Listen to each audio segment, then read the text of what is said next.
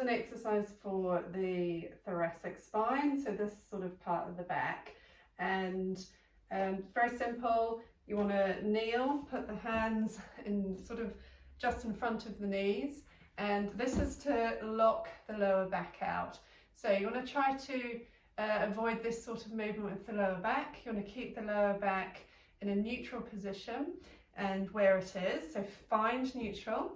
And then what we're going to do is some cat-cows only in this part of the spine, so the thoracic spine.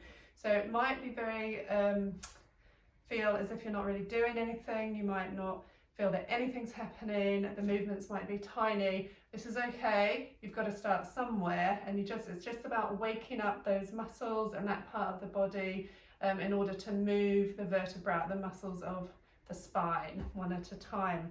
What happens is that they get sort of dormant, not dormant, but if they become dull, or our awareness doesn't go there anymore, the brain doesn't know where on the map they are. So it's about sort of reconnecting setting the neuronal pathways to reconnect the brain with that part of the body. That's why it can take a while to get used to it and to find that it feels natural.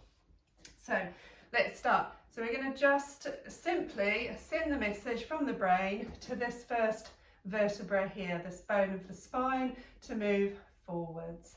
And then the next one, and then the next one, slowly moving up. So you're coming up, I'm about here now, middle of my chest, coming a bit higher.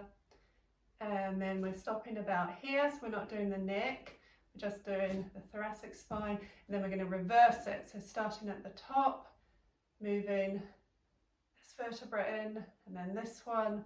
So it's very subtle. You can imagine just sort of this bone that comes down here, the sternum, you can imagine just pulling that in towards the spine without moving much else, without moving the shoulders. And then I'm coming down, I'm back down at the bottom now, back to here, and then let's do that again.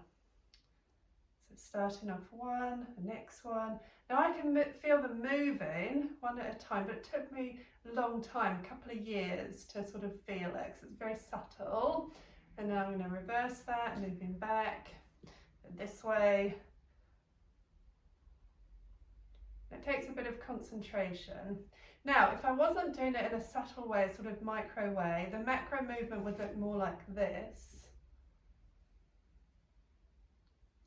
Okay, so see the difference? So we don't want that big macro movement, we want it to be very subtle. And this can really help with lower back pain. Often with lower back pain, this part of the spine, the thoracic spine, is rigid and can't move very well. So if we start to wake it up, this can really help. Another exercise can be all fours and just getting some rotation. So lifting up and down. I'm doing some reps here. I'm just going to do 3. So you're trying not to move any other part of the spine. We're just working on this thoracic spine. Other side. So you might not go up very high. It might be different on each side. One side might feel easier than the other.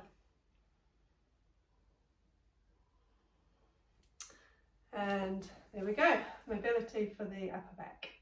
Thank you very much. See you next time.